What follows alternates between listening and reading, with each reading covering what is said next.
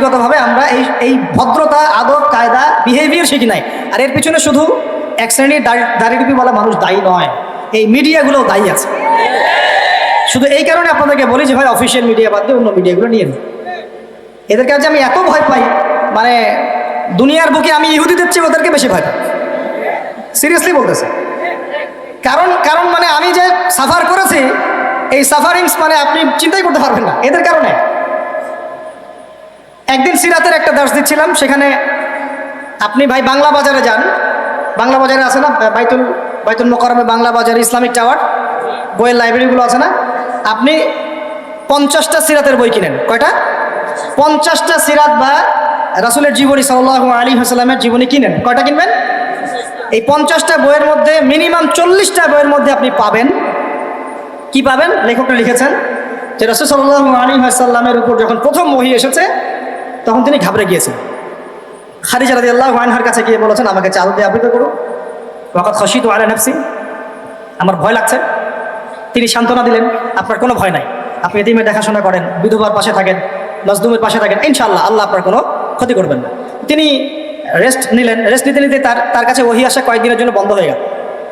যে বন্ধ হয়ে গেছে তিনি খুব পেরেশান যে ওহী একবার আসলো, জিবরাইল আলাইহিস সালাম একদিন আসলেন, আর আসেন না কেন, কি হলো? 5টা আয়াত নাজিল হয়ে সব থেমে গেল, আসছেন না কেন, কি সমস্যা? তো এই মানসিক চিন্তায়, পেরেশানিতে একাধিকবার তিনি পাহাড়ে উঠেছেন নিজেকে শেষ করে ফেলার জন্য। 50টা সিরাতের বইয়ের মধ্যে 40টার মধ্যে এখনো লেখা আছে, আপনি দেখতে পাবেন। না পারলে যদি না থাকে, সবচেয়ে শ্রেষ্ঠ বই আর রাহিকুল মাখতুমেও আছে, সবচেয়ে শ্রেষ্ঠ বই আর রাহিকুল মাখতুম আছে। আমার বাসাতেও 100-এর উপর সিরাতের বইয়ের কালেকশন আছে ইনশাআল্লাহ। কিন্তু আমি এটা নিয়ে কোনো কথা বলি না। বইও আছে, লেখকও আছে, প্রকাশনা সংস্থাও আছে, সেই কথাগুলো এখনো আছে, কিন্তু সেই ইস্যুটা আর এখন আর নাই। তাহলে ওই সময় 2 বছর 3 বছর আগে ইস্যুটা কেন তোলা হয়েছিল? এটা হলো আপনার মিডিয়ার কারসাজি, যার দ্বারা দিনের কোনো খেদমত হবে ওকে মানুষের সামনে ছোট করার চেষ্টা করে। তা এতই যদি সমস্যা, তাহলে এখন বইগুলো ব্যান করে দেয় নাই কেন? আমি লাইনটা স্পষ্ট করে বলছি, পাহাড়ের উপরে উঠে নিজেকে শেষ করে ফেলার চেষ্টা করেছেন, এভাবে লেখা আছে, দেখেন না? না থাকলে আমার নামটা চেঞ্জ করে ফেলবো। তাহলে আমি বলছি ইহুদিদের চেয়ে আমি এদেরকে বেশি ভয় করি। তিলকে তাল বানায় ফেলতে পারে, তিলকে পুরো তাল বানায় ফেলতে পারে, তখন মানুষ ওইটা নিয়ে সারা দেশ তোলপাড়।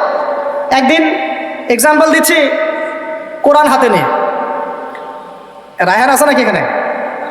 হ্যাঁ আসস তো তুই। ও বেচারা কি করছে, ও বোঝে নাই, ও তো ছোট ছেলে মানুষ, ও বোঝে নাই। ওই থাম্বলাইন দেওয়ার সময় এটা বাম হাত হয়ে গেছে। কি এটা কি হয়েছে? এই বাপরে বাপ, যে ধোলাইটা করলো আমাকে, ওয়াশিং মেশিনে ঢুকে একদম ধুয়ে সাফ করে দেবো। মিডিয়া আর ডক্টর জাকির নায়েক স্যার আমাকে বলেছিলেন, এই সাক্ষাতেই বলেছিলেন যে নিজের গন্তব্যে অটল থাকবা, নিজের গন্তব্যে অটল থাকতে হবে একজন দায়ীকে। আশেপাশে অনেকে অনেক কথা বলবে, কোনো কথা কানও দেওয়া যাবে না, এবং তুমি যদি এগুলোর অ্যান্সার প্রতি উত্তর দিতে চাও তোমার গন্তব্য থেকে সরে যাবে। এই জন্য কোনো কথা বলেন, কিন্তু হেভি ধোয়া ধুইল একদম, গালি গালাস এটা সেটা। তারপরে তো বোঝা গেল যে আসলে এটা ডান হাতে ছিল, কিন্তু তখন যারা ধুয়েছিল আমাকে ওয়াশিং মেশিনের মধ্যে, তারা কিন্তু আমাকে সরি বলে না। এখন কিয়ামতের মাঠে যখন এরা উঠবে বা আমরা উঠবো, ওদের আমল নামা থেকে গীবতের নেকি দেওয়া লাগবে না? এই ঋণটা আপনি কেমন করে শোধ করবেন? এটা তো মানুষের সাথে জড়িত হক।